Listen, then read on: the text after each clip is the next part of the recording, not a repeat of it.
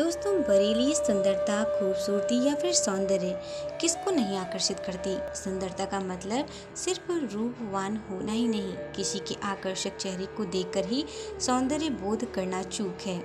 असली सुंदरता गुणवान होने में है। सौंदर्य बोध सदियों से हमारे विचार विमर्श का केंद्र रहा है। साहित्य में तो खास तौर से प्रकृति से लेकर सोच विचार आदि तक में सुंदरता का खोज होती है। चाहे कवि हो या फिर दार्शनिक, हर किसी ने सुंदरता की प्रतिमानों की चर्चा की है।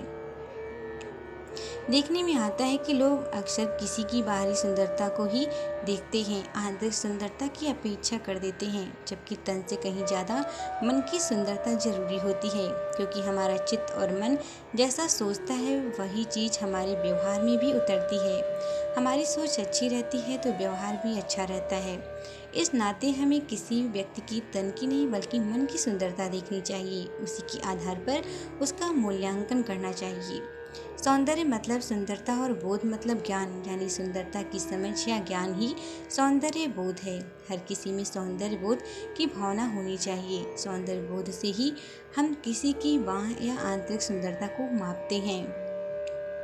बाहरी सुंदरता उम्र के साथ ढल जाती है, मगर आंतरिक सुंदरता अस्थायी रहती है। अगर व्यक्ति दुनिया में नहीं रहता तब भी वह अपने आचार विचार व व्यवहार आदि गुणों यानी आंतरिक सुंदरता के बल पर लोगों के दिल में जिंदा रखता है। इससे साफ पता चलता है कि व्यक्ति के जीवन में आंतरिक सुंदरता का कितना महत्वपूर्ण योगदान है। बाह्य सुंदरता तो प्राकृतिक प्रदत्त होती है, मगर आंतरिक सुंदरता हमारे संस्कारों से आती है। घर परिवार से लेकर स्कूल कॉलेज में जो संस्कार मिलते हैं उससे ही हमारे गुणों का विकास होता है। इन्हीं गुणों से हमारे व्यक्तित्व में चार चांद लगते हैं। कहने का मतलब आंतरिक सुंदरता बढ़ाना अपने हाथ में होता है। हर किसी को अपनी आंतरिक सुंदरता बढ़ाने पर जोर देना चाहिए। बच्चों को कराए सुंदरता का भी बोध।